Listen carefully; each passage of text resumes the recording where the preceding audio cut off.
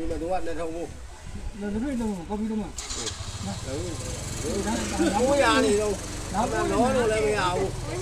လောလို့လည်းမရသူရားပဲလောက်ကြရမှာ ဟောတရားလေးရှိတာပေါ့ဟောဒါကြီးမှာကြီးမှာ အဲ့ဒါဦးဒီ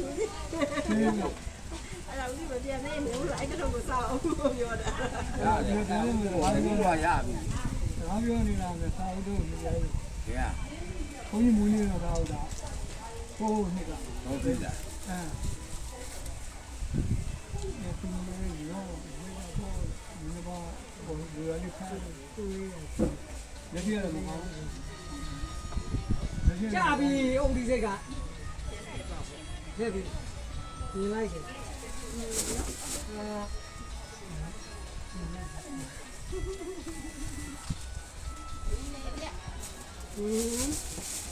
ဖရတော်ဝလီလာမှာလေဟုတ်လား တော်လည်းတီးတယ် သူကခူးတိုင်းမှာနဲ့ ခုပေးလိုက်ပေါ့ အားမမာလား မမတော့ အားပါလေ တ